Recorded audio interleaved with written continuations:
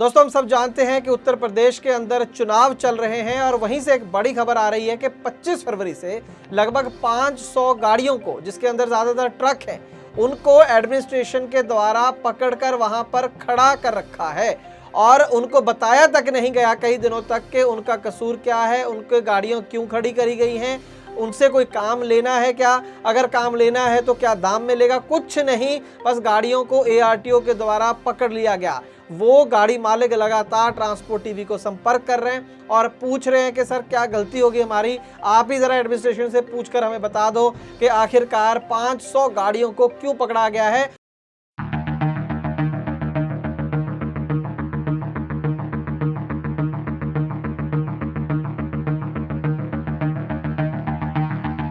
पच्चीस तारीख की गाड़ी पकड़ा हुई है, 25 तारीख की। और कोई पैसा भी नहीं मिल रहा है। हमारी यहाँ से जो है मतलब विनती है कि हमारी समस्या का समाधान करिए।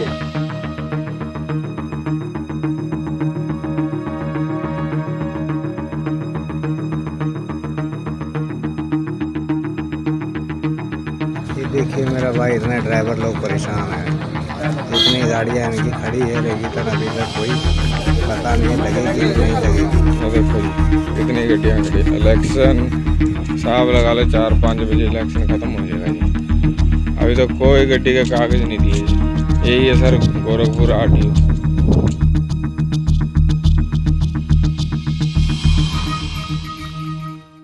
हर एक व्यक्ति से ट्रांसपोर्ट टीवी की टीम ने बात की है। बताएंगे आपको आज की इस खास ग्राउंड रिपोर्ट में कि आखिरकार इस बातचीत में निकला क्या। एक छोटे से कमर्शियल के बाद अपने साथियों को भी डाउनलोड करवाएं ट्रांसपोर्ट मॉल ऐप, ताकि उनको मिल सके ट्रांसपोर्ट टीवी की 3 गुना खबरें, भारी बचत और भरोसे वाला वाहन बीमा, मुसीबत में काम आने वाली ट्रांसपोर्ट हेल्पलाइन। अभी डाउनलोड करें transport mall app Google play store से। ट्रांसपोर्ट टीवी पर आपका स्वागत है दोस्तों, मैं हूं मनिंदर सिंह और आप देख रहे हैं ग्राउंड रिपोर्ट। तो दोस्तों, जैसे कि मैंने बताया कि लगभग 500 गाड़ियां पकड़ी गई हैं गोरखपुर जिला एडमिनिस्ट्रेशन के द्वारा और इसमें ज़्यादातर जो गाड़ियां हैं वो नॉन यूपी की हैं। पंजाब, हरियाणा, हिमाचल, उत्तराखंड, इन राज्यों की गाड़ियों को वहां पर पकड़कर खड़ा किया गया है। पकड़ा इसलिए है क्योंकि वहां पर चुनाव है और चुनाव अधिकारियों को या जो भी एडमिनिस्ट्रेशन है उनको गाड़ियों की ज़रूरत है इस चुनाव के अंदर, इसलिए इन गाड़ियों को वहां पर पकड़ लिया गया है। अब इसके अंदर कोई नई बात भी नहीं है।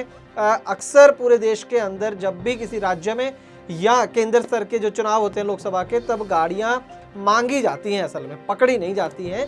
तो उसका एक प्रॉपर प्रोसीजर बना हुआ है, इलेक्शन कमीशन ने वो प्रोसीजर बनाया हुआ है। उसके अंतर्गत गाड़ियां ली जाती हैं और बाकायदा उनको डॉक्यूमेंटेशन की जाती है। उनको सबसे पहले एक रिक्वेस्ट पत्र दिया जाता है खुद एडमिनिस्ट्रेशन के द्वारा कि सर आपकी गाड़ी चाहिए, इस तारीख से लेकर इस तारीख तक चाहिए। किस पर्पज़ के लिए वो भी बताया गया होता है कि इलेक्शन कमीशन के जो भी ऑफिशियल्स होंगे वो इसका इस्तेमाल करेंगे।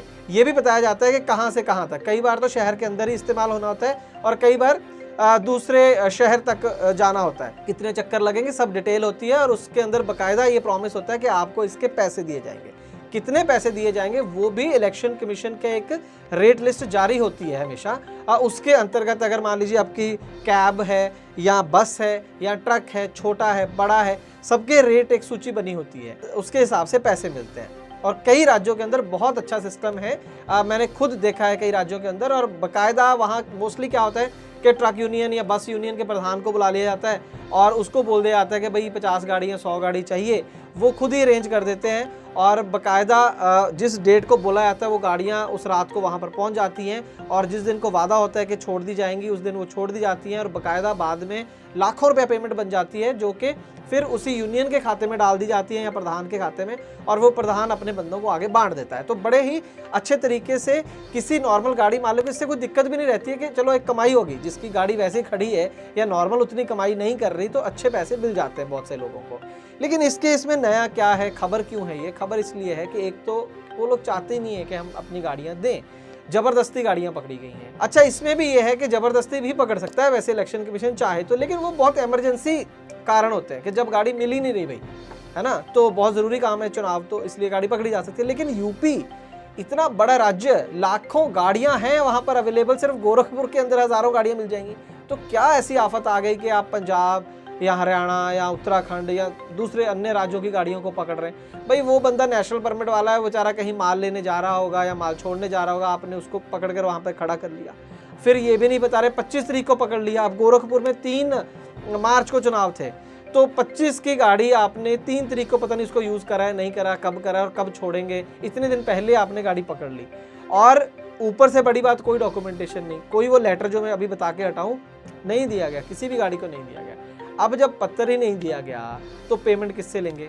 बाद में बोलेंगे सबूत क्या है कि तुम्हारी गाड़ी आई थी, पत्र दिखाओ, पत्र नहीं दिखाया गया है। किसकी हिम्मत है कि ज़्यादा बोलेगा? गाड़ी मालिक की हिम्मत तो छोड़िए, हम ट्रांसपोर्ट टीवी की टीम की मैं बात बताऊं कि ARTO गोरखपुर से बात करेगी पहले। उन्होंने कहा जी RTO गोरखपुर से बात करो, एक फीमेल ऑफिसर है, उनसे बात करी। उन्होंने कहा कि जी हमें कुछ नहीं पता, हमें तो SSP क्राइम ने बोला था कि इतनी गाड़ियाँ चाहिए, हमने गाड़ियाँ पकड़कर पुलिस को दे दी हैं, उनको डॉक्यूमेंटेशन देने का काम पुलिस का है, आप उनसे बात करो। जब ये पूछा कि यूपी के बाहर की गाड़ियां क्यों पकड़ी हैं, इसके ऊपर उनके पास कोई जवाब नहीं था। SSP क्राइम गोरखपुर से बात करी, वो भी बाय चांस फीमेल ऑफिसर थी, उनसे बात करी। उन्होंने बोला कि हमने तो डिमांड भेजी थी हमें, और RTO ने हमें गाड़ियां दे दी, डॉक्यूमेंटेशन कौन करेगा? वो DM करेगा, हमें उसके बारे में कुछ नहीं पता है। और डॉक्यूमेंटेशन डिले क्यों हो रही है, इतने दिन हो गए, सिर्फ इतना जवाब आया कि हो जाएगी। एडिशनल SP क्राइम गोरखपुर बात कर रहे हैं? हाँ बोल रही हूँ, बताइए। जी, मैं ट्रांसपोर्ट टीवी से बात कर रही हूँ मैम। जी बताएं। कि मुझे एक्चुअली ये जानना था कि पुलिस लाइन के अंदर ना कुछ गाड़ियाँ खड़ी करवाई गई हैं, तो एक तो 2 सवाल थे कि उसमें अदर स्टेट के व्हीकल भी लिए गए हैं। have not made them give their vehicles. We have sent our demand to DM and we have only sent our requisition. Ma'am, they have this authority to acquire the vehicle, but the vehicle, those are registered in the state of Uttar Pradesh, not the vehicle from other states. More than 100 vehicle are... I can't comment on that. उसके बाद 1 हफ्ता हो गया जब ये बात हुई, कुछ भी उनको डॉक्यूमेंटेशन नहीं मिली थी जब तक ये मैं वीडियो रिकॉर्ड कर रहा हूँ। और इस बात पर इनसे जब पूछा गया कि यूपी के बाहर की गाड़ियाँ क्यों पकड़ी हैं, कोई जवाब SSP साहब ने भी नहीं दिया। इसके बाद जो एक्चुअल में चुनाव के समय अगर कोई अधिकारी पावरफुल होता है ना, तो वो इलेक्शन कमीशन के अधिकारी होते हैं। तो हमने डिस्ट्रिक्ट इलेक्शन कमिश्नर से बात करी गोरखपुर के कि सर ये क्या चल रहा है आपके राज्य में या आपके राज्य में, के पूरी कहानी उनको बताई। तो जब इनसे बात करी, इनको सारी पूरी कहानी बताई गई और ख़ास करके पूछा गया कि आपने नॉन यूपी की गाड़ियाँ क्यों पकड़ी हैं, तो पहले तो हर बात का जवाब इनके पास एक ही था, ARTO से बात करो, ARTO से बात करो, डॉक्यूमेंटेशन क्यों नहीं दी, ARTO से बात करो। जबकि कानूनन हर अधिकार है, इलेक्शन कमिश्नर जो जिले का अफसर है उसका ही वही इंचार्ज होता है असल में उस समय, किसी भी ऑफिसर को वो ऑर्डर कर सकता है और वहाँ हर चीज़ ढंग से हो कानून के तहत, तो यही जिम्मेवारी होती है जिला जो इलेक्शन कमिश्नर है वहाँ पर, इलेक्शन ऑफिसर जो भी आप इनको कहें।